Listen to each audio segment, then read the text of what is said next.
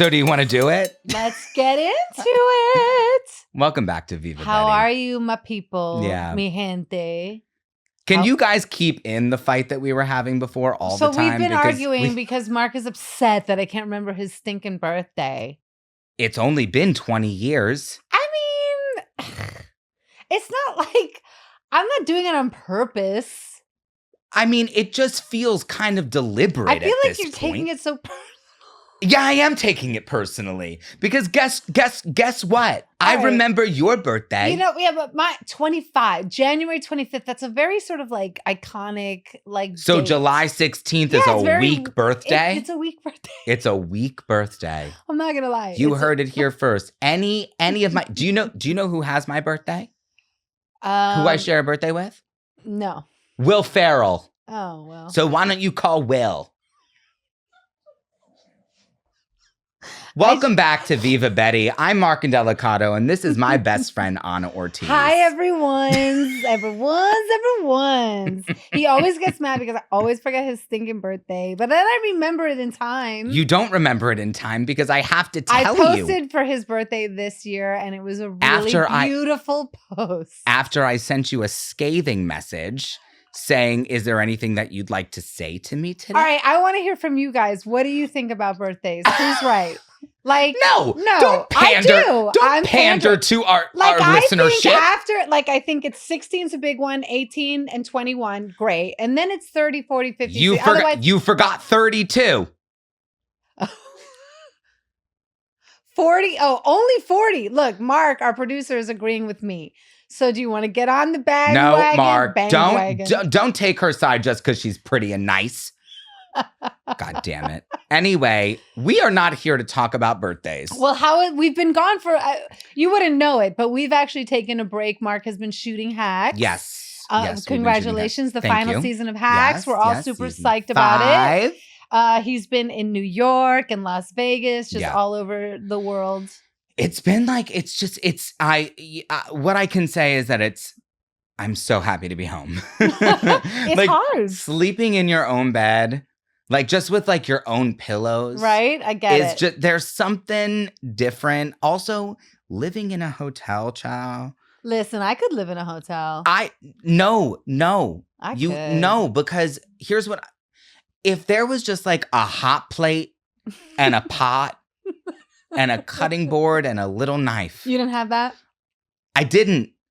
And I feel like a lot of the places I stay at when I shoot are like they have a little kitchenette. See, it was not kind of like this corporate apartment vibe. It was like a hotel energy. Ew, a hotel. Which if I never see a chicken finger again, I think I'm going to be okay. You know what I mean? I think that we should eliminate honey mustard.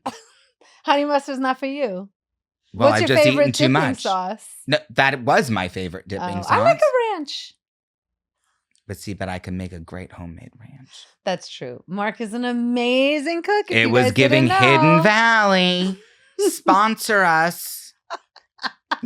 I have been on my downtime just sort of trying to get my kid into high school. My son is applying to high school. It's a nightmare.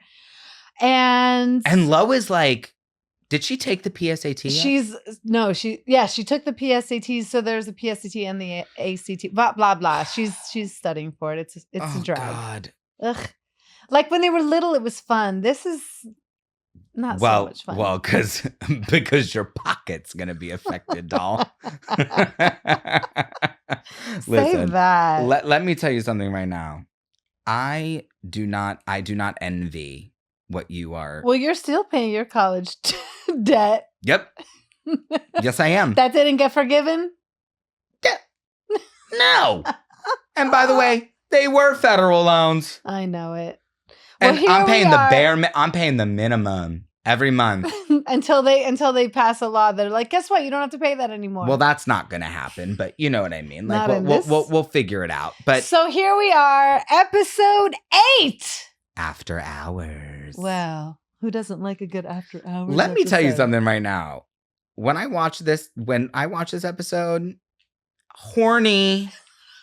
It was a horny episode. It was a horny episode. Everyone wants to have sex in this episode. I know. I hate the word horny, by the way. I do. I hate it. Great. It's gross. Oh, so now you've It's given me gross. ammunition. I'm gonna say it all day, Ew, every you're day. so gross. Horny is gross. Can't we think of a different word? Aroused. Ew. It's even worse. Not aroused. Aroused. All right, it was a horny episode. I was not aroused by the episode because that would be weird. Yeah, you were a well, no, I mean, no, like those are my friends. That's true. But we like. Well, we opened to see a drenched Betty in Daniel's office, and because the sprinklers went off in Sophia's office, and so she's first of all, sorry, pause. Yes. What does MYB stand for? Mind your business. That's the magazine. Oh, I thought it was NY, New York. Terry, I don't know. Terry, so we'll come back we need to call the control room. I thought it was MYW. MYW. What does that mean? Oh, mind your women. Mind your women. I mean, look, I was immediately like, mind your business. Yeah, mind your business. See, look at how. Okay, hostile. I thought it was NYW. Modern young women. All right, well, okay. Okay, modern young women offices. So Betty wants to get she's talking to Daniel. She got an autograph for Sophia's book, Girls Like It on Top. First of all, it shouldn't have been like ladies like it on top. You know, this was something. Okay, let's get into it. Let's get into it because I didn't think like girls like it like girls were still girls. You know, this is very much part of the, you know, love it, leave it. Right. The, you know, keep or leave it. Keep it or leave it. Girls like it on top. I don't. It hit me wrong. It bumped. It gave me. I understand what the intention is, right? Because I think that as we get further into the episode, you know, Sophia talks a lot about like being a tease and I hear that, and kind of like the innuendo of it all. I think because I'm looking at it with 2025 glasses on and the girls connotation of it is just not okay. I don't like it. I don't like it, and I would definitely leave it, and I would change it to ladies. First of all, I think ladies like it on top flows better than girls like it on top. I don't. I think girls, it's just a bad look. It's a bad connotation. Girls. What about just women? Fine, women, but like, you know what I mean? Like I'm saying from 2025 glasses. But I think ladies like it on top flows. It does flow. Women like it on top is just a little sort of like, you know, Susan Sontag. You know, and oh. I'm giving you literature reference. Okay, all right. Girl. Okay. She went home and did you do some research? No, but I just thought it came off the top of my head. What, you pull something out of the bookshelf, sister? I read, bitch. I read. But I think ladies like it. It's still irreverent. It's still whatever, but it flows. Why not? I just think girls we can leave that.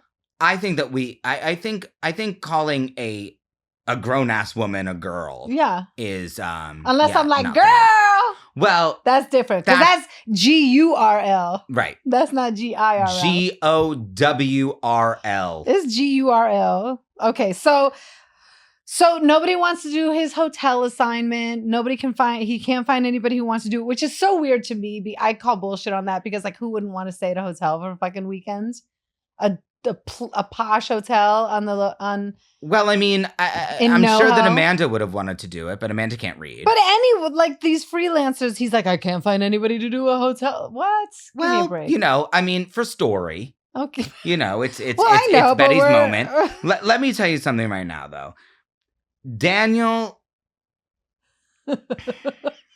in this episode, yes, is driving me crazy. He's a horn dog. He's the horniest. It's not horn dog. It's I thought that we were moving forward, kind of unlearning his misogyny. Oh no, it was in full effect, and it was. Well, you know, it was honestly, I'm gonna be for real. It was unnerving to watch. 2 steps forward, 1 step back. Exactly. Yeah. It was unnerving to watch for me. Like when he's talking to Sophia and saying, that empowered women are essentially cat ladies. Like that was the kind of crux of his sentiment.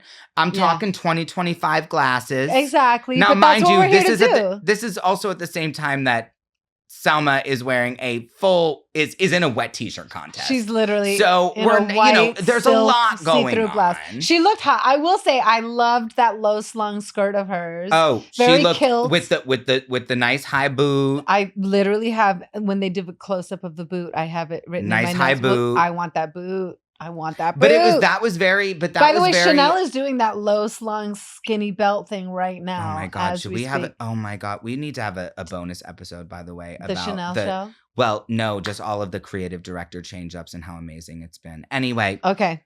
Yes. But just think that Daniel looks kind of like a dweeb. Yeah, but because she's out here like. Yeah. She's just doming him. Well, that's her whole, but that's the whole right. But the tease of it all, I get it. But I'm like, but she's doming him and he doesn't understand.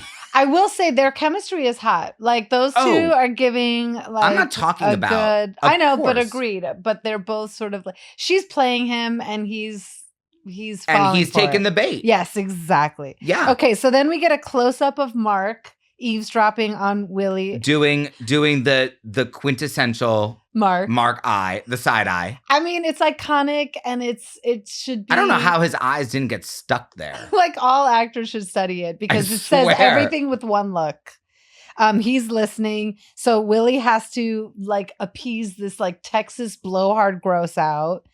And so now we know that some Texas guy's coming in she has to like get advertising. For ad space, we need money. So we go to the Suarez house and I enter. Yo. I need to, listen, hold on. Let me just open this outfit, let me open my phone. No. Wait, I have notes.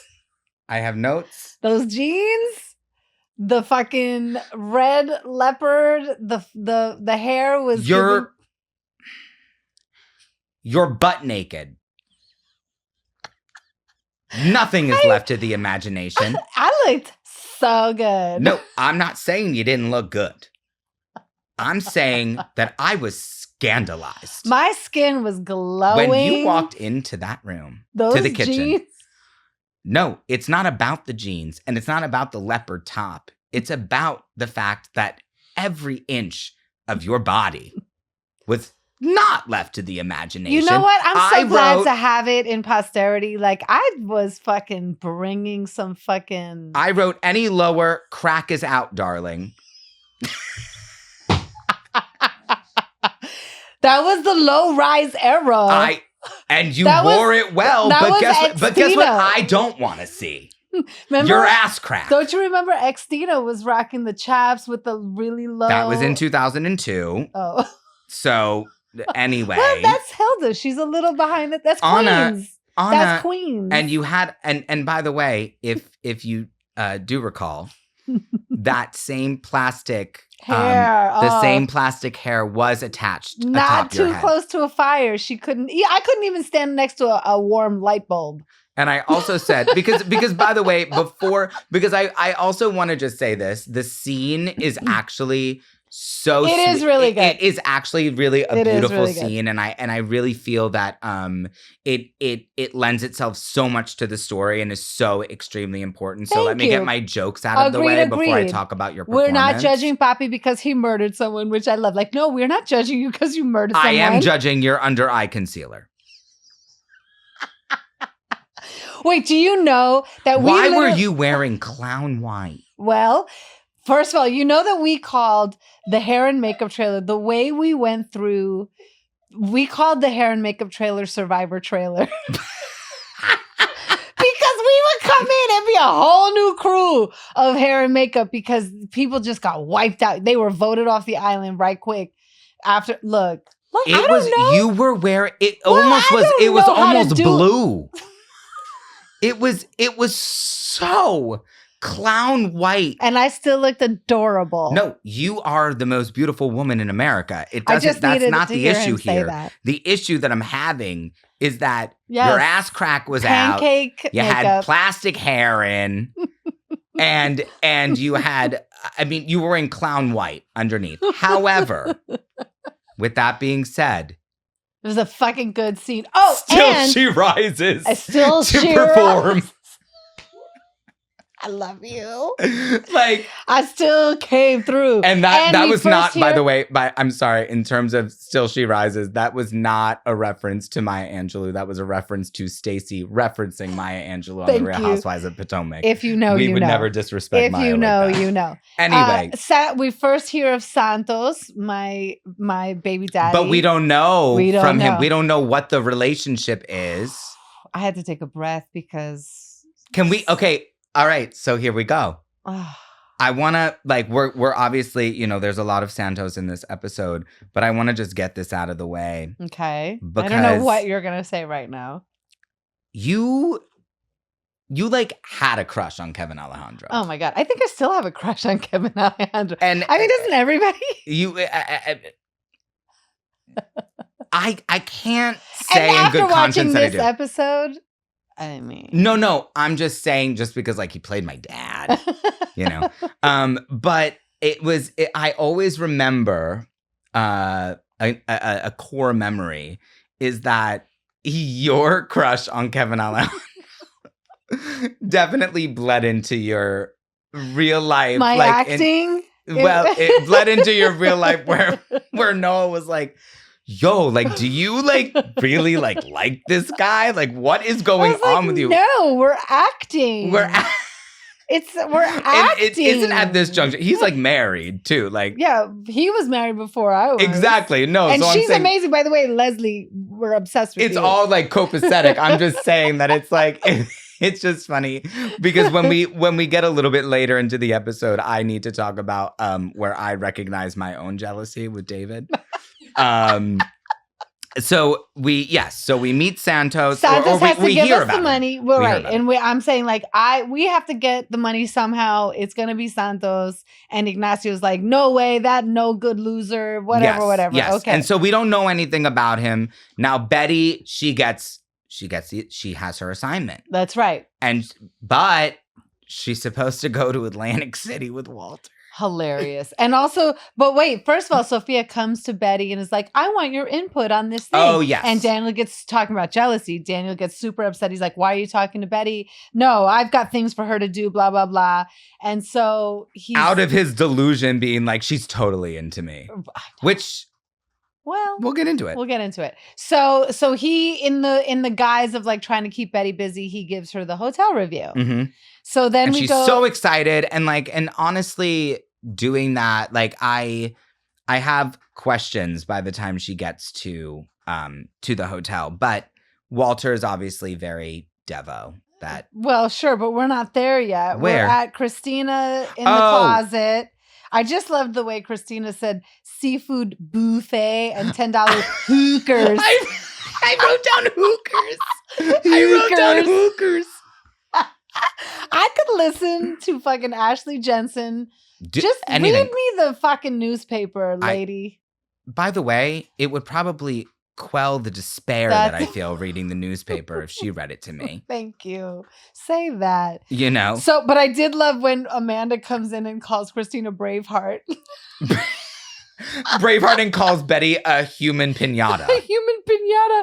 And she says, wait, but then she goes, to Christina, you need to find looks for Willie. And then Betty goes, well, you should look at the Kelly Clarkson. I wrote that down. The Kelly Clarkson elastic waistbands. That's a sin. Kelly Clarkson is now and by the way, flaquita. Kelly, if you're listening, because I know you are. Yes, Kelly. You know Kelly listens to the pod. She does. I think that your Kohl's collection would be incredible. Well, she has a Wayfair collection, doesn't she? But that's like furniture. Kelly Clarkson. What about if we just brought back it's just the a skirt. Kelly Clarkson collection? The Kelly Clarkson skirt line. The KC. No, not even. KCC. Look, Mark's like, Jane. All right, so we love the Kelly Clarkson. I think that's elastic fucking waistband hilarious. skirt collection. Amanda tells She looks. Betty, By the way, Amanda looks great, and I think that this was is a cute outfit. This is a motif that I remember, like seeing Becky in. Always a short throughout the years, like where she's like in a long sleeve shirt, but like in like micro shorts, a tiny like short, like a literal. And underpants. I think that this was kind of one of the origin stories of like the Amanda. Yes, with the look. big hair. I thought it was gorgeous. I think that she. I mean, and the body is too. The body's bodying, Yeah, and then so she tells Amanda. Amanda says, "You need to toe down the human pinata look." Which, by the way, fantastic line. That's right. People will say that we should leave it. No way. I'm keeping it. Keep the human pinata. That is hilarious. Because, by the way, cut to later scenes, she literally looks like she's going to a quinceañera or a human piñata. We'll get. Oh, wait, so then we go back to the Suarez house. Betty breaks it to Walter that they can't go to Atlantic City, even though he got tickets for The Price is Right, because I rule at Plinko. Which, by the way, I'm going to just be so for real. I think that I would rule at Plinko. There's no ruling at Plinko. You literally, like, it drops down. Exactly. But I think that I would rule. I think I would. I love The Price is Right. Well, yeah, sure. And I'd be Devo. If you couldn't go. Yeah, well, first of all, I think The Price is Right is shot in LA. Los Angeles. It doesn't matter. I know, but for TV, right. It shoots in Atlantic City. Weird. Oh, it was a live presentation. Okay. So he wanted to win a dinette set. I'm going AC and I'm going to win a dinette set. And the way that Kevin Sussman, dinette set, but also the way that Kevin Sussman just delivers dialogue. Kevin Sussman is, talk about reading the phone book. It is just, I'm laughing. Like, it doesn't matter. It doesn't matter what, the way what he like, says. Pounded his head up against the doorway. I love it. So now Hilda's like, all right, but you're going to lose Walter. Like, fine, that wasn't really good invitation. So then, what did I write? Oh. Also, you walking in. I'm sorry. No. We're not moving on yet. Okay. You sauntering in those jeans. With chips and some kind of beverage. Just sauntering in, looking over. That is a Latin household, baby. And by the way, sister, baby, found your light. Found my light.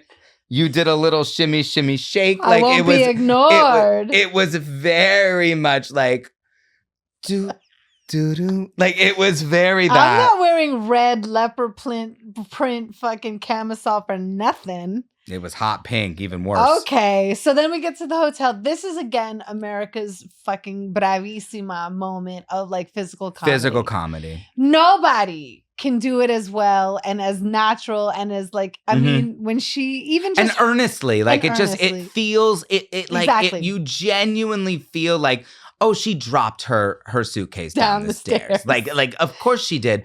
But of course she picked up that fake apple. But and then her going, I got it. No one's looking at her. No one cares. No one's paying attention. And the that chair hurts. It's moments like that when I watch the episode that make me like cry, kind of. But it's also moments like that why I think the show was, because everyone else is laughing, and I'm like, oh my God, I feel so bad for her. Like, can't the Bellman just help her? No, they hate her because she's brown and adorable. I'd like to bring up a side conversation about something that I know that you and I have both experienced. Talk to me. When she's checking into the hotel. Yo. They look at her. Yes. He looks at her. Yes. And he is not convinced. Nope. Right? Like, and then she says, I work for Mode. The mood changes. That's right. Have you ever had an experience like that? Only literally 90% of the time Me I too. check into a fancy hotel. Me too. Literally. Me too. Oh, okay, now I'm going to be, right. Yeah. And we have this beautiful suite for you. Lovely. And, anything I can anything do. that you need. What do you need? How can we help? Yeah. Can we get you a glass of champagne? Like, it's No. I literally was watching it That's and right. was watching my life flash before my very It's eyes. so real. I'm so glad you brought that up. That's true. Because me checking in as Anna Ortiz, like what? And then they're like, oh, you're with, oh, okay, yes. And you could yes. see, and it happens in real time. No, it's like a literal blink. Yeah. Yep. Totally. So real. Doesn't happen to all the whites. Okay, so anyway, so she falls, the apple, the chair, everything. which also then when Hilarious. she turns around and she's in like the plastic of like the, you know. I know. And then we cut to Sophia and Daniel and again, that's where I saw the boots close up. That's where I was like, I need those boots in my life. And they have a scene, they face off, but I loved her moment of like, payaso, prepotente, insolente, creído, presumido. Yeah, she's not giving him nothing. Oh, I just loved it. I loved it. She's not giving him anything. No, and she just, because but remember, he's like trying to neg her now. So she comes off. Right, while simultaneously reading her book. So he's like kind of this weird, like, cuck, like sub too. He's figuring it out. I know, but she reads him in Spanish. Dope. So then we're back at Betty with the hotel. She has no cash, so she tips him with the Metro card. Which, by the way, do you remember? Do you Oh. remember Metro cards? Honey, I remember tokens. I remember tokens too. You always act as if I don't remember like anything. I remember tokens. Metro it was at cards. the very end. Yeah, really. I still have my necklace. I saved a token. That's so cool. I have a bunch of the like limited edition Metro cards. Remember when they were doing those I like do. with like They had, like, it was like Biggie on one. it was like Lady Gaga like Born This Way Biggie, like one, Lady you know. Gaga. That's so us. I'm like, I had the Biggie one. You're like, I had the Gaga. And I had the Gaga one. So that tracks. Okay, so now Willie and Christina are in the closet. yeah. So they're preparing for she's trying to find clothes. This mysterious Texan billionaire advertiser. that I'm like, was it meant to be like a Ted Turner type of situation? Probably, I guess. Something like that. Something. I mean, so it was just like Walmart. Yeah. Great. I mean, potato. So Willie is Jane. I mean, not. So Willie says, imagine working in a sweatshop and not even being proud of what you're making. Wait, and then did she say the bagpipe convention thing yet? Because Christina's trying to find something, and she pulls. What about this nice tartar? Oh, the tartan. Tartan. Or the tartan. We're the worst at Scottish accents. Well, I mean, we didn't allege that we were good at it. We're terrible. And sorry, Ash. And so she says, "I'm sure you'll be a big hit at the next bagpipe convention." Honestly, the one-liners this episode kind of are eating. I mean, human pinata. Even Christina bagpipe had one. Convention. She pulls out the little capelet and she said, "I'm sure it'll be perfect for your weekly meetings at the coven." At the coven. So then Mark tells Willie that she looks like a bank manager, but she says, "I doubt a bank manager is wearing La Perla undergarments." Let me tell you something right now. I'll tell you right now, they're not. Well, let me tell you something right now. I thought that she looked kind of good. No, I didn't like it. I mean, if the shirt underneath was not on it. Okay. It was a gray suit.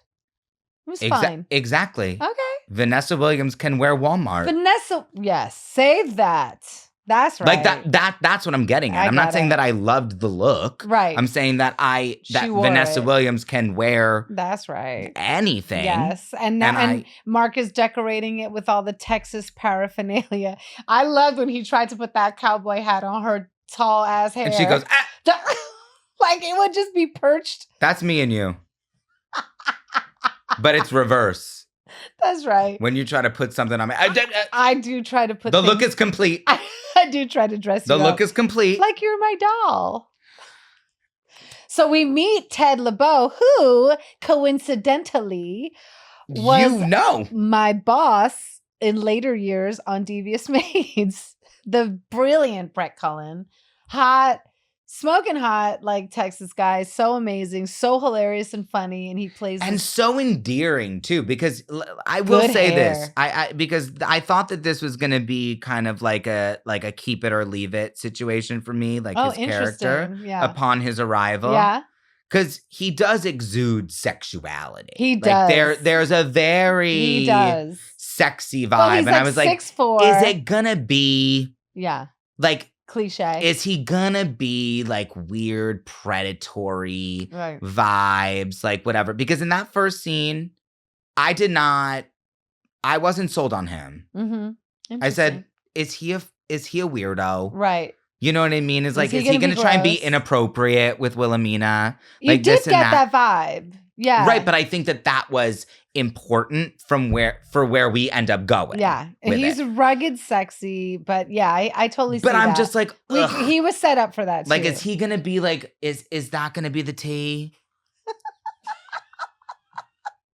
Well, we'll find out. We go back to the hotel. Betty can't get the porn off of her TV. Which, by the way, once again, this episode so good is just horned up. Horny. Well, then Sven comes in. I mean, hot tamales. I don't like male masseuses. I don't either. And neither does my husband, by the way. I don't want a man touching me. Oh my God. And you're gay. And I'm marrying a man. I like that man touching me. I do not want That's so interesting. I mean, my husband he's straight. Yeah, but he's not. Okay, I don't really think that he's going to appreciate the question mark that you just put on that. You know what I mean when I say that. Metro. No, he's definitely Oh no, straight. we're digging ourselves. He's Jane. so straight. But he's so he's so straight. You guys shut up. Shut up, you guys. No, he doesn't. It's. That's not what I'm saying. I don't really like other men. No, you know what? I'm gonna save you right now. No one's gonna. As kick a my man, butt. as a gay man, that is marrying another gay man. I don't want another man touching me. I don't like it, and I don't feel safe. I'm being dead ass serious. No shade to the male masseuses. God bless you. Get your squeeze on. But I need a woman. I want a woman all the time. Talking to me. And because also, a woman's voice is much more soothing. I can relax. I feel safe. That's right. All right. So Sven comes in anyway. No, we can't just end No, we're moving on. Look, Terry just fell off of a chair. Terry fell off of a chair because we just turned it up so hard. We turned it up so hard. She's drunk. Terry, have you? I'm dead. Have you ever sat in a undone? chair? Have you ever sat in a chair before? Look, Mark has to come in. Okay. So anyway, by the way, I just want to say Noah is totally straight. Yes, he is. And I don't know why you need to keep saying it. Okay. So I just mentioned one very, very small thing and you blew it all the way up. So funny to I me. just said I prefer a female masseuse, but Sven shows up, drop dead. I loved when she said kind of Dolph vibes. Total Dolph vibes. When she says, "Is this a Shih Tzu or are you Rolfing me?" Also him being like, are you sure you want to keep your glasses on? I have to take notes. Oh my God, that's so you. Which, by the way, no, that's America. That's America getting a massage. Dead ass down. You know that the masseuse is like, are you sure that you need your computer open right now? She's like, well, I'm working. I need to answer these So help me emails. relax. That's so real. So Walter shows up. Oh. And Dolph answers Sven answers the door. And and Walter's obviously incensed. Oh yeah. In the way that Walter is. And I also said that in my notes that I don't even need to open them because I know Walter's jealousy. Oh, I love it. It's so adorable. Is so me. Is it? I mean, I'm super jealous. If David was getting a massage. Oh. And fucking Sven opened the door and I was there with a bottle of wine and my Trader Joe's flowers. Yeah.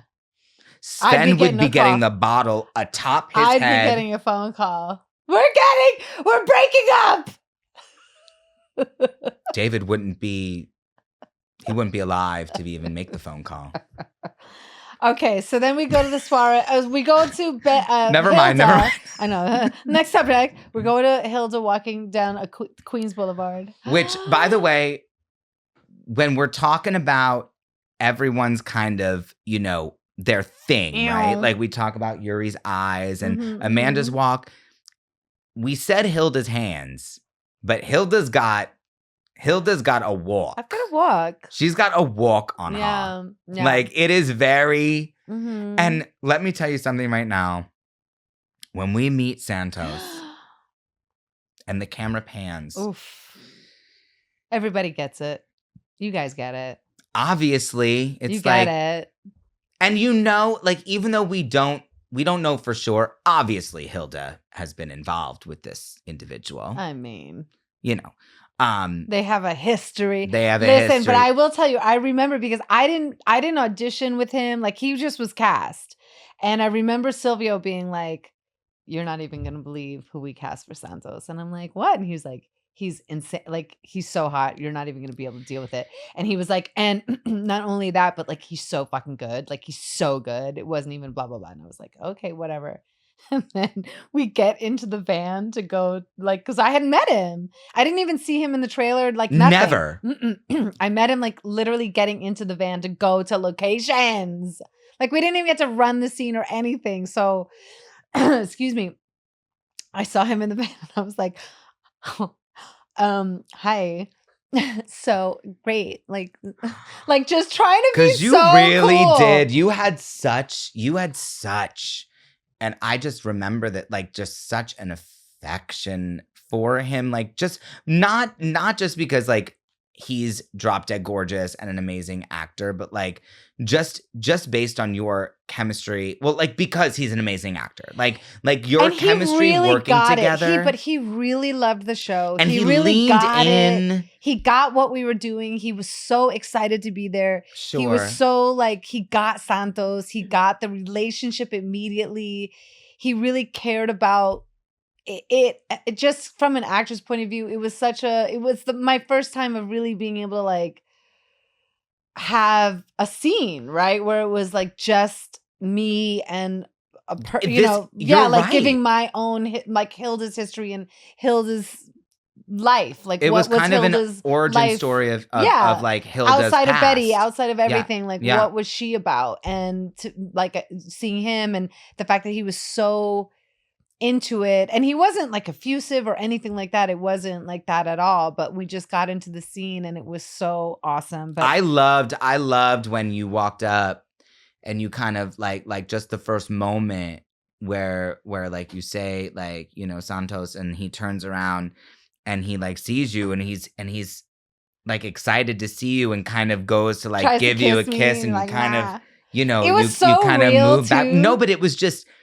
But it felt like that. Like it felt like watching it, I was just like, wow, like these two actors have such fantastic chemistry. And also, I just, give you your flowers all the time. But I feel like in that scene when you're like talking to him privately after, and you're just kind of like, I don't ask you for anything. Yeah. Like, and I think that we don't know who Santos is at this point. We don't know that he's Justin's father. Right, until the end of the like, scene. We don't know. Like, he could just be some ex-boyfriend. Right, exactly. Whatever, and that, like, I don't ask you for anything. And also, like, that I think that scene was so well written. Yes. Because it does, like... Didn't Dalen write this? Dalen Rodriguez. It just buries the lead over and over and over again. Like, where we don't know... Okay, they obviously have a relationship or a history or they had a relationship. Okay, she's never asked him for anything. what is anything Right. that she would ask him for? And like, you know what I'm saying? Yeah. And so to end the scene with, I want to see my son. I want to see my son. Ooh, Then you're like, juicy. oh my God. Like Yeah. it was just, and also, I don't know, like there's just something so like awesome about your chemistry that is just so palpable on screen. Like watching it for the first time, because you know, of course, I was there for Right. for things, but watching it on screen, it's like, wow, like there was just I thought something so. kind of really like magnetic, and you guys just worked off of each other so well. Thanks. Which, by the way, where is Kevin Alejandro on our He's list, list we've of people gotta- who's yeah, coming on the pod? we have to find him. We have to. I Like, actually have. You know what? I have his where is wife's. he? I have his wife's info. Call his I will. wife. We I'll need to call get his him wife. on. I'll call his wife, Leslie. Leslie, if you're listening. Okay, so then Betty assures Walter, and he's like, and because he's, you know, she's like, it's fine. But I loved the part when he was like, I don't need to wear a formal shirt to dinner. You know, See, I don't like this. Rock stars wear. She goes, you're not a rock star. You play flute in a Jethro Tull tribute band. That's a good joke. And then she breaks out her prom dress for dinner. Then we go back. But see, I don't like being like, well, I don't have to wear like such and such to dinner. I know. I think that there are environments where certain attire is appropriate. I That doesn't agree. necessarily yield that you're a sellout. But I'm also in my fancy girl era where I want to dress up more. Like, I just want to dress up more. But yeah, he's just like, he's a Queens boy. But I think a Queens boy But I don't would like that. know- But I don't like that conflation. Yeah. Because I know plenty of people from Queens. No, I was going to that- say, I think a Queens boy would actually feel like if you're going to a fancy place, you have to wear something fancy. Hello. Yeah. I don't think he would feel comfortable wearing a t-shirt. That's anyway. I'm just saying. Like Yeah, I don't like that conflation, because we're gonna get to it and then we'll talk about it more. But I did not like that conflation of like, just because you're not like quote unquote Manhattan fancy, Right. that you don't you dress like like a to pig. be I feel like it's the that you're opposite. this like low life, Yeah, you know, yeah. like or whatever. Like that's what I gleaned from I get it. that sentiment. Yeah. And I did not like that because it's I untrue. also just don't think it's exactly. So I love that Ted takes Wilhelmina to Hogs and Heifers. Yo, and How when- much time have we? I've been to Hogs and Heifers a million times. I've been there. I've only been there once, but I love when, first of all, the t-shirt be in the menu. menu, Do you have anything non-dairy? and she's like, "Mark, you can go, darling." Thank you. I love you. like that was amazing, and and you know, we're cutting in between. So now it's all like cut. so we're in going back between. and forth. Yeah, I love. Oh, so Betty and Walter eat dinner. Ignacio is really unhappy about Santos. Daniel orders the Indian food for Sophia, because he's reading her book. That's right. And Of course, it's too hot for him because he's a blanquito. Mhm. They go on a that motorcycle was ride. another thing I wrote. I was like, I wonder if that was something we should have asked him. I wonder if maybe it's his Does he like spicy does he food? like spicy food? We'll have him back. We can ask him. But I loved that. I thought that scene between Daniel and Sophia, like, or not even the scene. It was like the moment All of the like montages. when she was like, you know, who did this? Like girls, like whatever, Yeah, like yeah, blah yeah. blah, and like looks, and he doesn't do. He's not being cheeky too. No. Like I thought that Mabius did a great job of like when we see him, of like when she looks at Playing him, it and that he's nonchalant. just kind of like, Yeah, did it. I'm reading your book. Yeah, like like, I I'm thought that trying. was cool. I do too. They're playing pool. Walter thinks the food is pretentious. He said it's like eating shaving cream. And also, I loved when it was like a red wine reduction. He's like, "Why would I want my food reduced?" See, but this is where I have a very big problem. Because I think that like I don't like denoting you know, because he's like, I don't like mode Betty, I like Queen's Betty. Mhm. But that doesn't necessarily mean that a person from Queens doesn't know what a red wine No, reduction but that's is. his experience. I believe it coming from him. That I do. I will say, like, Okay. I think he would have dressed up for the restaurant, yes. But I do think him with the fancy food is definitely a no-go for him. I know because look, I live with very picky eaters and they're sophisticated people. They've been to like sophisticated restaurants and they're still fucking assholes about food. Like they just are. Okay. You know that's what I fair. mean? No, that's fair. But that Like, was my something that I son wanted to and bring my up because husband I are don't both like total assholes about food. I just don't like the conflation between Like that it's a where Queens you thing. come from, Yeah. therefore what your tastes are. Copy that. Right? Like, I hear yeah, that. of That's course, we know something- plenty of very, very rich people Who that will like want to only eat a burger and chicken cheese. tenders Yes, and you know what I mean? Like, it's not about that. I'm just saying watching it, I just don't like I agree with that. that Betty is also trying to have a new cultural experience, whether or not she. But for the sake of the story, he has to be that way. He is like, Of course, yeah.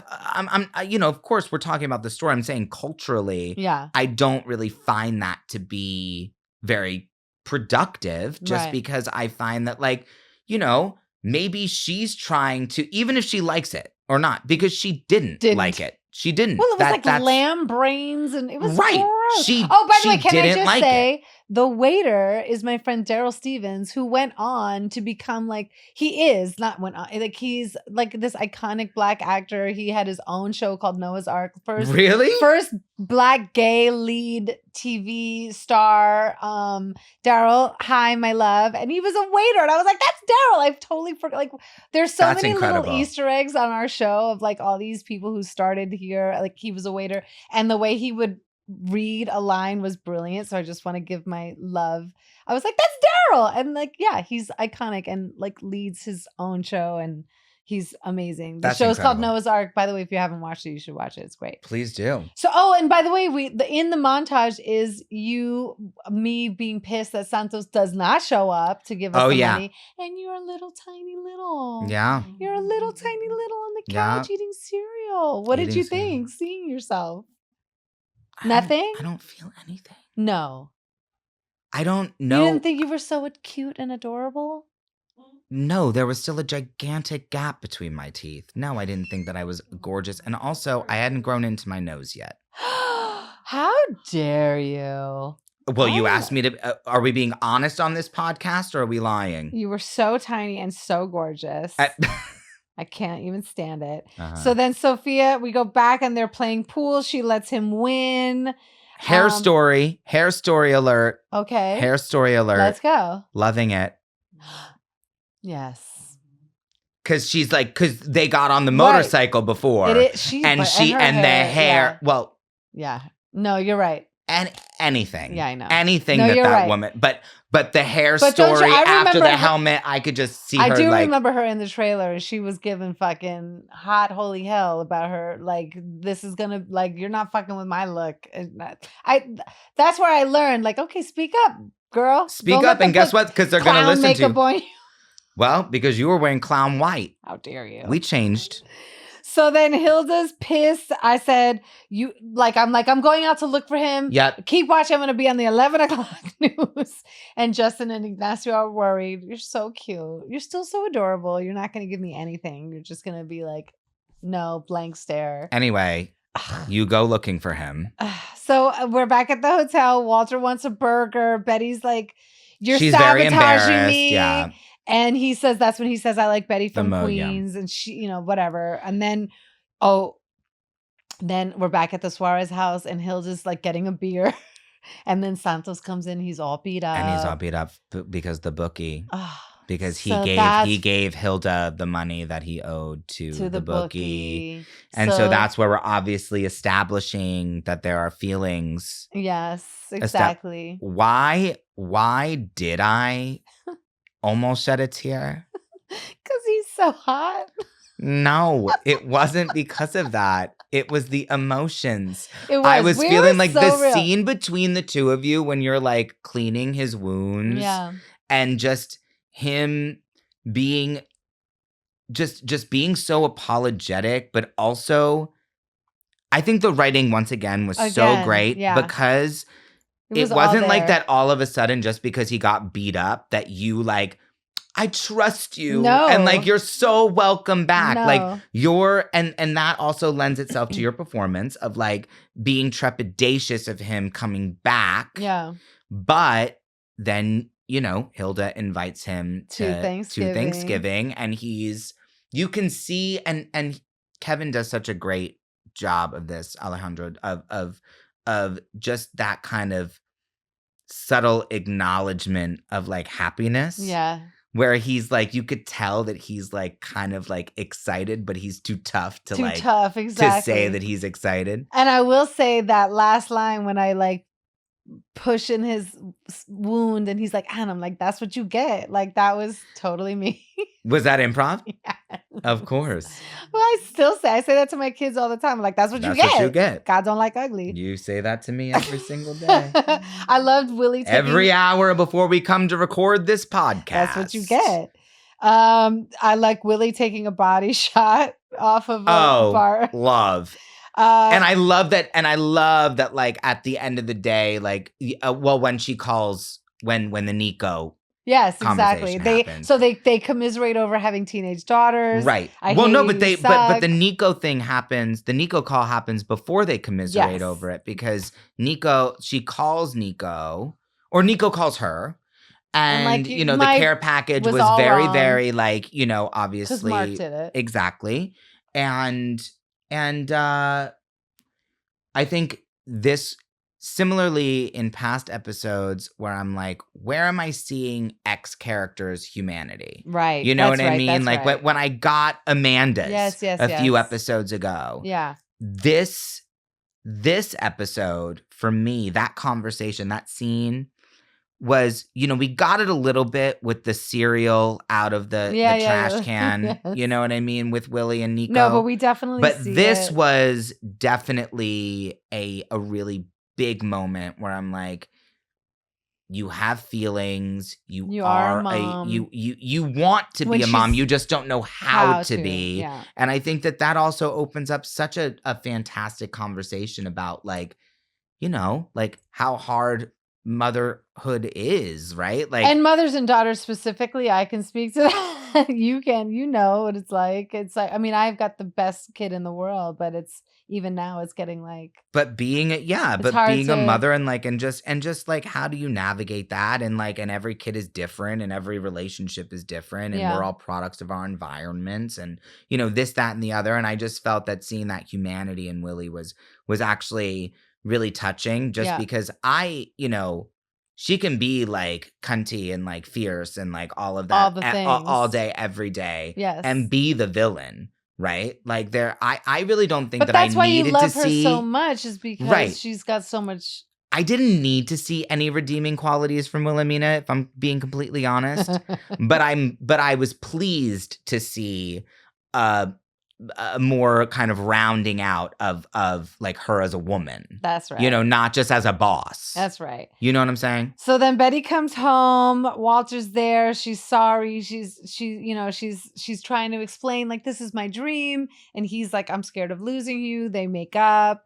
And then it's morning at the Suarez house and you're sitting on the counter eating cereal. Yep. And you tell Betty that I love that shampoo. It really takes the frizz out. Yep. Which, by the way, like, by the way, I say that to David every day about the new shampoo that I am using right now. So, and then I'm like, so guess who's coming to dinner? Martha Stewart. I won the contest. Gay. So gay. Martha Stewart, I won the contest. Like, it's jazz. Which, by the way, yes. It would have been better. Could you imagine? We should have had her damn ass on the show. So I tell you that Santos is coming to Thanksgiving and you're just like, well, Martha would have been a better surprise. Yeah, I'm like, I'll believe it when I see it. Yeah, you don't believe me. We were so cute. We were very cute in that scene, I think. Yeah, it was a good scene. I remember filming that scene, actually. I do too. Isn't that weird? Like when I watch it, I remember. I remember filming that scene. Yeah. But yeah, he's like, I'll believe it when I see it. He obviously doesn't trust his father. Obviously, we're establishing the absent father. We're really hammering it home, the absent father vibe. And Martha would have been a better surprise, maybe, to be honest. Still to this day. And I did say earlier today that if my dad you know, like if my parents were separated You would have rather had Martha and I applied for than that Big Mark? contest, I would have. Big I Mark, would have I preferred- apologize for your son. No, Daddy, I love you. I'm just saying that like Martha could have just given us some tips. I don't know. So then we see Daniel is needy and he's like, what's up? What's up? He is such a such a simp for she's Sophia. Like, she is. I have a boyfriend. He's like, what? Boing. And then Mark and Willie, and he's like, apologies galore. By the way, this is another thing I'm going to say from now on. Apologies galore. When Mark, about Friday, something about drinking out of body parts that makes me feel kind of pukey. Well, yeah, agreed. I mean, I don't, ever since COVID. Right? And Ted bought Willie new shoes and he says, I peaked. They're good shoes. I peaked. And maybe I tried them on. Well, very you, Cody. That's me. And I was literally just about to say, that was me in your trailer. That's you in my trailer. When we were the same size still. And that's when we see the softer side of Willie. Daniel rejects Betty's review of Mode. And then Willie, before that happens, Willie takes the shoes out and packs and does the care package for Nico. What you were talking about before. And I thought that was, again, just like hammering home that she's really making this effort. And she puts in a picture of them. And that perhaps Ted has had a positive influence on her. That's right. And then I get mad at Daniel again. Wait, that's right, because he rejects her thing, but Sophia puts it in her magazine. I know that, but let me tell you what else I'm mad about. I am so sick on this television program of talking about normal girls versus glamazon girls. Yes. I don't like this. Well, that's something we can leave. It's a leave it. That's a leave it. Because I had a visceral reaction. When he was like, we don't really do the regular It's not really like for like, this is like I love it and it's perfect. And I'm like, this is great. Like, oh my God, she's gonna get her piece in. But it's just not like for the Mode girl. No, it's not. We're not regular. We don't. Who the fuck is the Mode girl anymore? Well, I'm saying in 2025. Right. Well, that was then. So we leave that.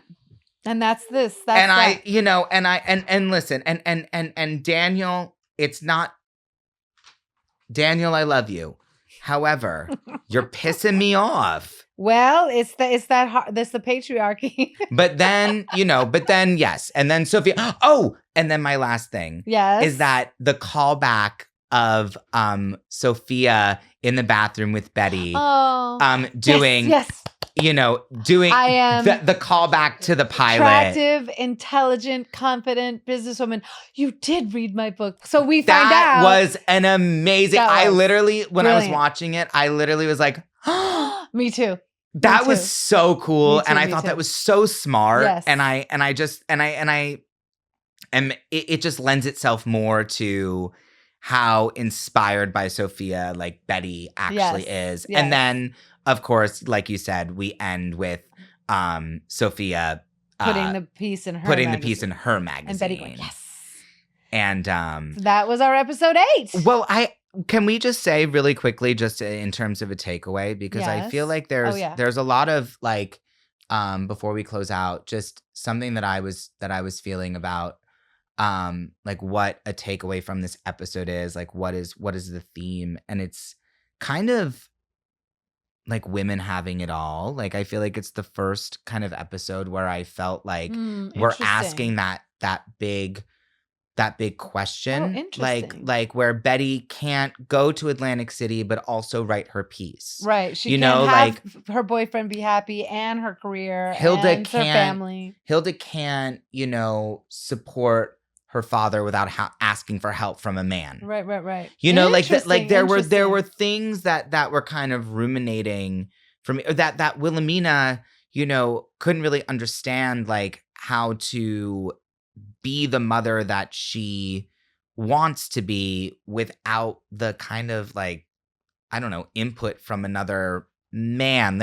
There's kind of this, there's this, right. I don't know. Can you have it all? No, can you have it all? Can you have it all? But also do we need like, men to do sort of women need Men to navigate our. Well, there was the line where Sophia says, because Daniel's like, "Do you really think men will be obsolete in 1,000 years?" And she's like, "Yes, I do, but we'll still miss you." Right.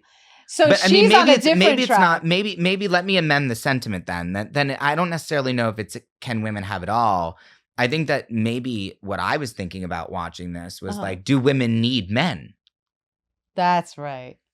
That's right. Because That's every single woman realize that we are mentioning, right, in terms of that are kind of appealing to men, are three of the strongest women that we see in the Willie, Hilda, Sophia, Willie, yes, and Betty. 4. Yeah. So like are probably the most independent women. Or strong. Yeah. But I think independent is a fair interesting is a fair thing to say. That was something that I took away. I love that. What do you guys think? We want to ask you. So please. I don't know. Am I wrong? Ladies. I love that. I didn't even think of it until you said it. So I think that's really interesting. So if you guys have any questions or any comments or anything that you want to talk to us about, like I said, hurt Marky's feelings. I'm okay with it. I don't like that. That's not something that we're running with, by the way. We're not doing hurt Marky's feelings. Okay. I was just trying to be nice to the ladies.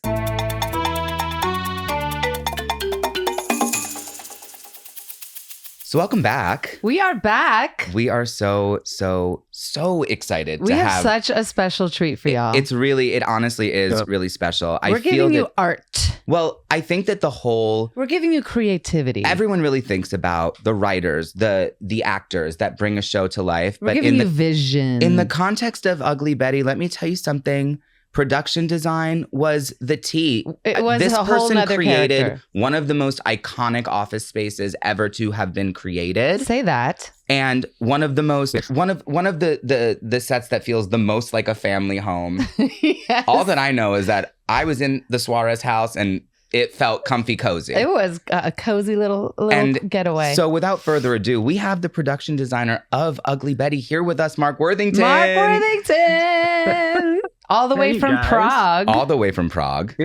He is booked and busy. That's right. Is booked and busy. Thank you so much for doing this, Mark. We really appreciate it. Oh, God, of course. I wouldn't miss it. It's so good to see you guys. Oh, my God. It's been way too long. So, this is a treat. Well, you guys ran into each other. Yeah, we ran into each other at the premiere of Lisa Frankenstein, a film that two of my friends did, that Mark did the production design for as well. Which was also gorgeous, by the way. Stunning. Oh, thanks. Stunning. I mean, that was a special one. Yeah. I mean, the way that you captured the 80s was really, that late 80s sensibility was really right up my alley. I lived it. Me too, honey. And I was like, that's real. I wasn't born until 94. How dare you? Okay, so let's get right into it because we don't have you forever. So how did you get involved with Betty? Like, how did you come into the show? So it was late in February of 2006. Oh my God. And I got a call from my agent saying there's this thing. It was late pilot season, late February, and I got this call on like a Wednesday. It was like, they want to meet you Friday. They sent me the script, and she was saying, I don't know how you feel about it, but I read it, and it was two things. First, it was a 1-hour episodic broadcast television show, major network, with Latina as the main character. So I was like, okay, that really got me interested. And then a few little notes that Silvio had put in. The one that really hooked me was Betty enters the iPod-esque lobby of it wasn't called Mode. We had to change the name, by the way. That's so interesting. Runway magazine. Or no, it wasn't Runway. That was in Prada. We won't talk about that. It was something else. Anyway, we had to change it. But I had it. I saw it in my head. I loved it. That was going to be one of the questions that I actually had for you. It was the kind of circular, tubular nature of The Office. But now that you're saying that was a note that Silvio wrote about the iPod-esque, I understand. I understand now. Did you have to come up with like several designs and then they ended up picking that one, or was that sort of like that was the vision you had? That it was a version of that vision. We had to search around because we had to do a lot of it on location. So we found a location that had the bones of that. You remember? I think you remember that. Yes. Or no, you guys. I don't think you guys were ever there. What am I saying? In what? I think you were always in Suarez. You were never for at the pilot? office. Pilot. Oh, yes, in the pilot. Yeah. That's right. That's so right. we found the bones of it and then kind of supplemented that and barely kind of put it all together in New York. Because we were on a shoestring, we had no money, and the network barely, as I remember, they like barely greenlit the pilot even, and we were just kind of like, okay, we're this thing, kind of doing our thing over here in New York. And I just remember we were feeling like the poor stepchild, and it was so amazing. Is that 5-6 months later, we're the biggest TV show opening in the fall season. Isn't that amazing? It's unreal. Isn't that amazing? So wait, but you were based in LA, right? In LA. At the time. Well, here's the thing. So it's funny because we saw Terry earlier, and I just remember Terry Weinberg, a fantastic producer with Secret Hideout. Anyway, I met with Terry, I met with Silvio, obviously, and I met with Richard Shepard, the director, at the Secret Hideout offices at the Universal lot, like that Friday after the Wednesday call. I got out and found books and put markers. I didn't even have time to put together a lookbook. So I came in with all this sort of reference, and we looked at it. And my whole thing was like, this can't just be an office. Because I look at research for like Vogue and that kind of, it was boring, to be honest. Yes. And I thought, no, this is different. This has got to be different. So I brought in all this. It had to be aspirational. I brought in all this crazy architecture from Japan and Germany and everywhere, really colorful stuff. Yeah. Anyway, and they were like, we love it. And my memory is, and I don't know, I could be wrong. Maybe there was more intervening time. I don't think so. It was like Friday, it was like, yeah, we want you. And I was on a plane on Monday, flew into New York in a snowstorm. And on a red eye, if memory serves, and went right to the office. That's bananas. It actually is bananas. It's kind of like fantastic. Exciting hearing this story. I know. I'm getting I'm invigorated, all over. like hearing this. But that was something that I was really interested in asking you or talking about as well. Like in terms of the mode office, is that when you're saying aspirational, but also kind of bringing this fantasy, like there is such a level of fantasy. Right? Like no magazine office looks like that, right? Like the Vogue offices don't look like that. But pretty guilty in comparison. Correct. But I feel like that fantasy was also so inextricably linked to like reality. Like it towed the line in a really fantastic way. And I mean also just we're doing this podcast, this Rewatch podcast, and I've only seen 2 episodes of Ugly Mark Betty. has never watched the show. I'm watching it for the first time. That's kind of part of the bit. Yeah. No. Yes. You're kidding me. Yes. Yeah. So I've never watched the show. I know. It's really fun watching it with him, I have to say. So that's also why I'm like, this is a really cool set. Yeah. Good for you. He keeps talking. He's like, we have to get Mark. We have to get Mark. We have to talk to Mark. Yes. Because I'm just so inspired by like the mode offices, but I'm also so inspired by the Suarez house because, if you remember this is actually the blanket that was on the back of the Suarez couch. I took it. You are. We stole a lot of stuff. Me. Nah. Good. No, good for you. Good for you because they didn't give any of this stuff away or sell it at the end of the show. No, of course they didn't. It was like because I was like, good. So good for you. You stole it. I thought I recognized it. That's the actual blanket. That's the actual blanket. These are the actual dolls. Make me cry. These are the actual dolls from the tube at the end. I still have one of the end tables from the living room. Anna has the blue chair. But that's gone. You have the blue chair. But it's gone. But wow. Mark, you have to understand when the show when we wrapped season 4 and everything was we were ending. I have never seen a group of people scramble so hard towards Vanessa PAs Williams and Teamsters. Brought a truck. Yes. And filled it with her furniture. I did not have a truck, but what I did have was the Teamsters liked me. And I was like, we want this and this and this. Take it out.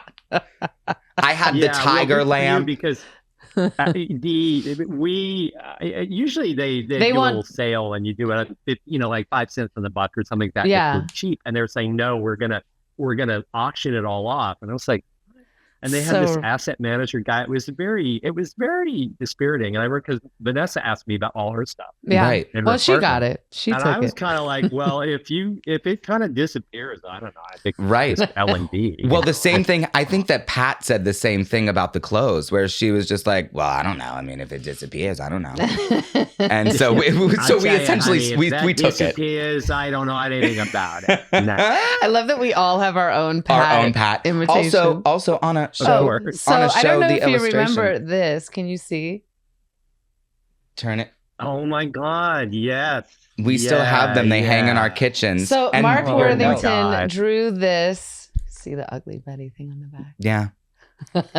He drew these for us as our wrap gift. It's one of my, when I tell you, my most treasured possessions. I'm not even kidding. Me too. It hangs in my kitchen. We look at it every day. Mm-hmm. I'm obsessed with it. You guys are going to make me cry. It actually does make me emotional to look at it. I'm not lying. Even like I look at it every morning, every day.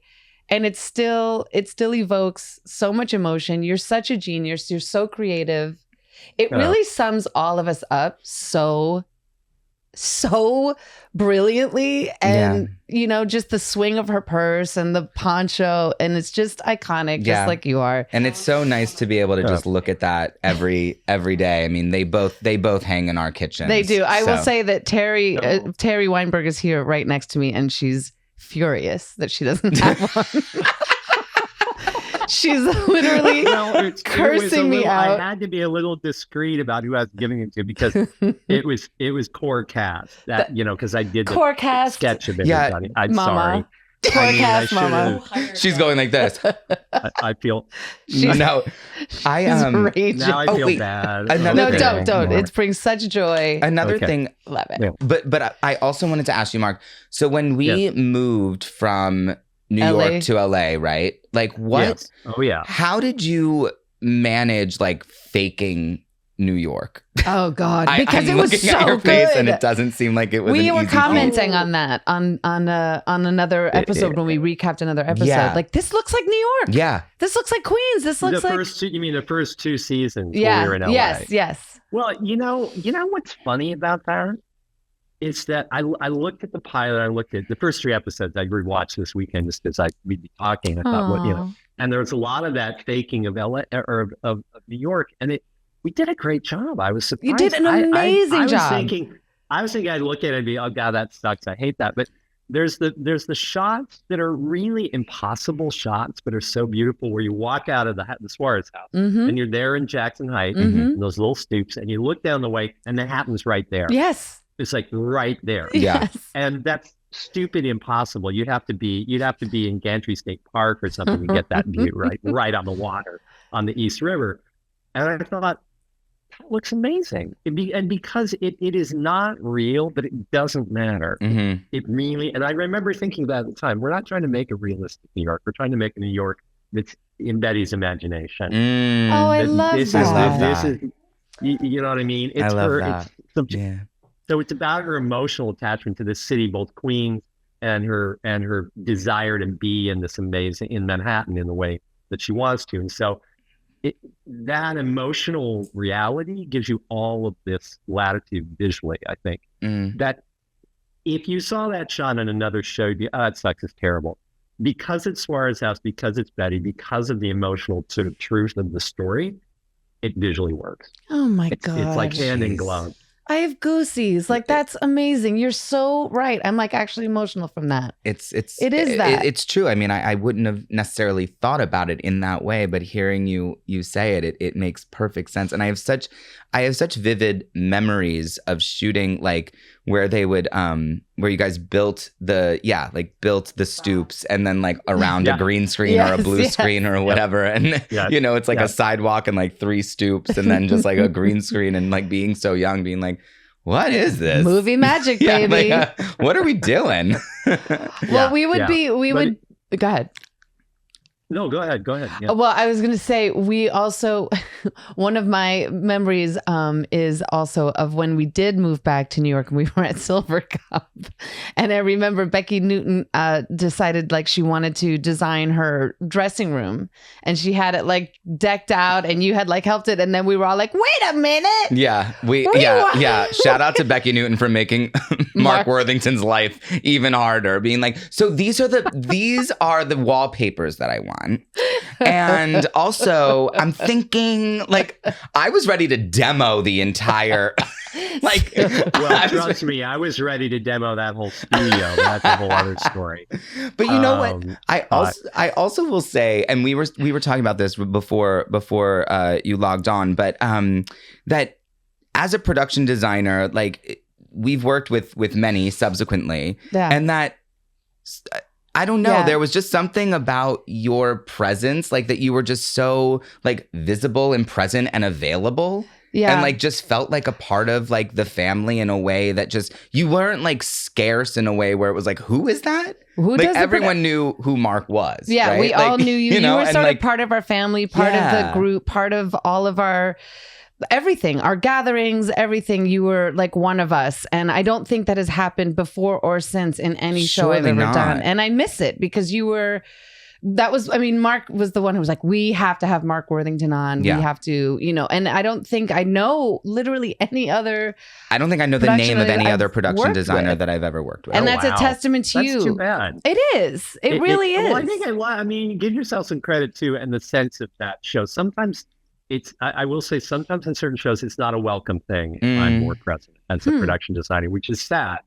Although most of the time people know me, my personality, so, I'm not retiring.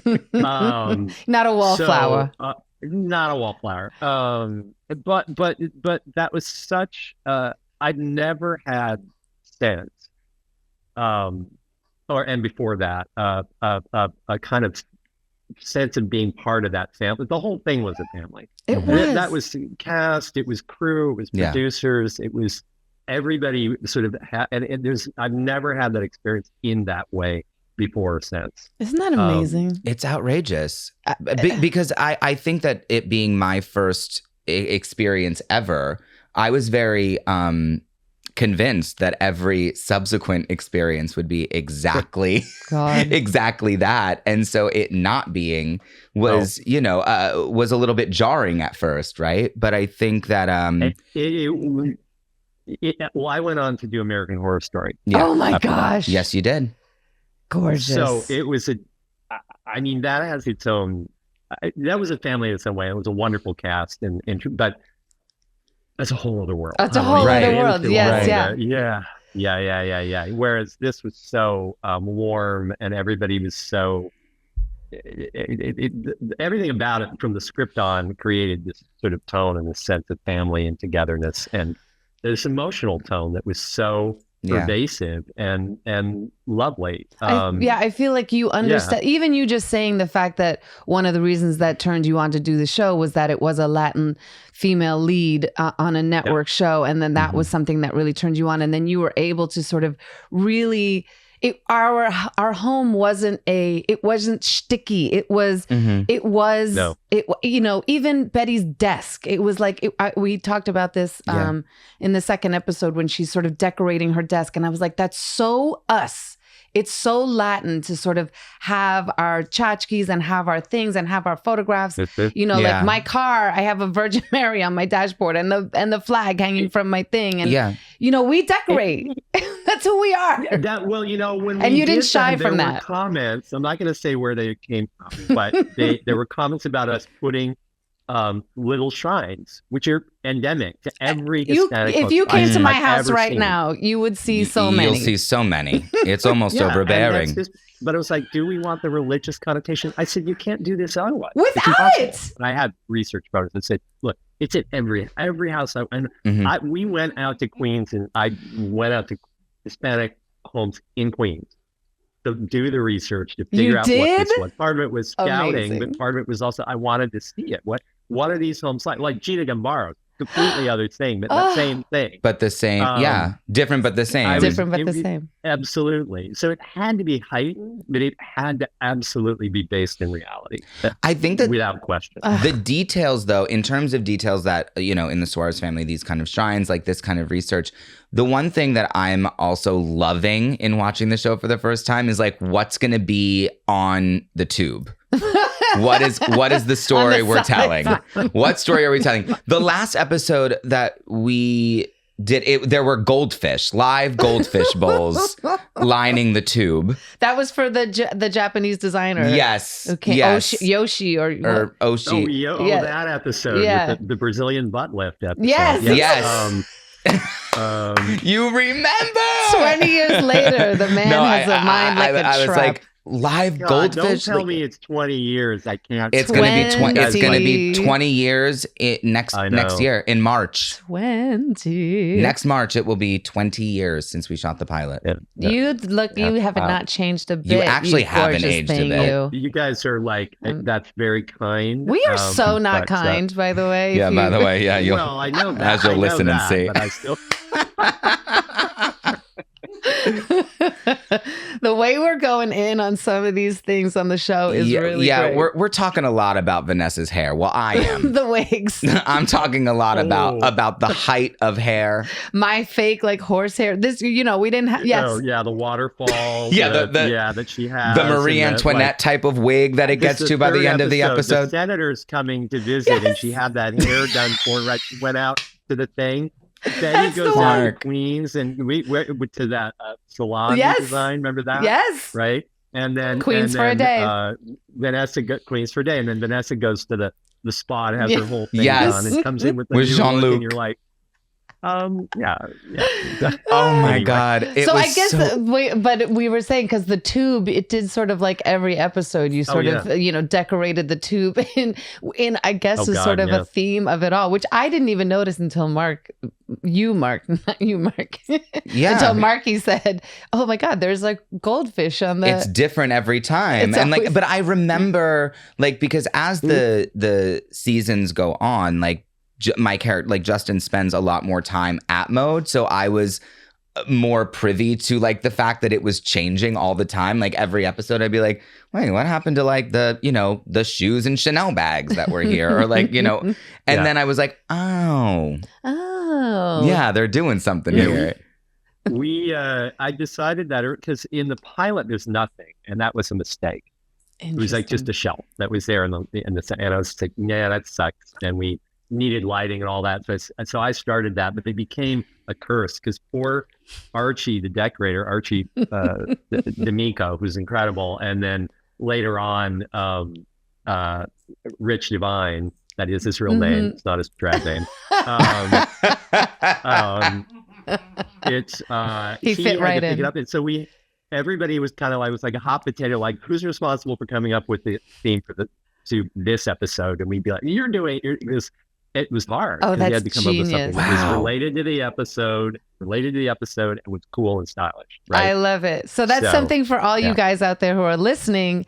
Tell us what you think about every episode, the little Mode shelf, and like what's going on. Yeah, pay attention to the Mode shelf. That's another detail. Yeah, love that. We can we do like a little segment here of like a love it or leave it situation, because there are a lot of things that probably should be left 20 years ago, but then there are things we can add like a caveat to that of like, what are your favorite like Mode decorations and what are your least favorite? I don't know, we can talk about it. I want to hear that. Exactly.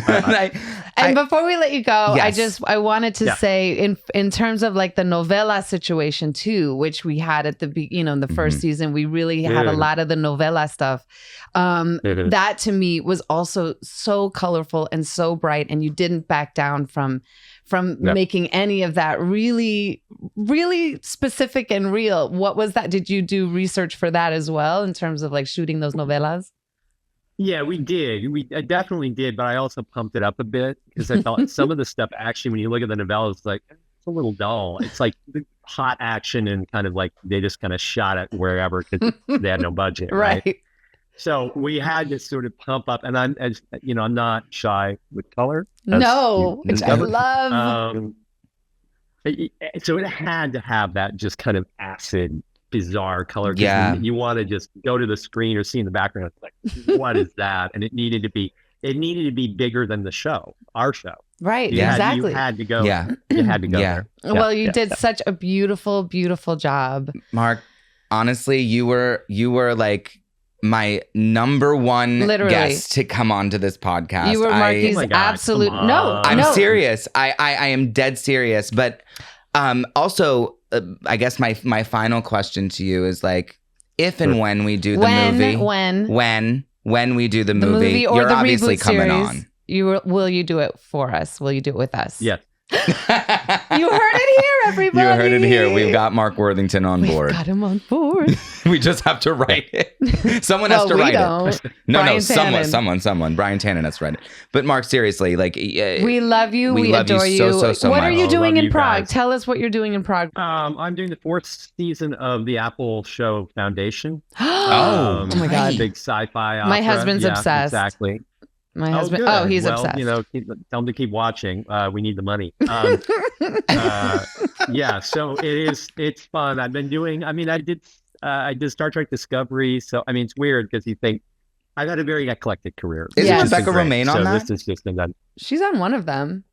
Rebecca Romaine. She's not on Discover. No, I don't know. Rebecca's on this one. I'm not a No. Trekkie. That maybe I'm wrong. No. I don't know. Oh, whatever. Maybe Doesn't matter. Yeah.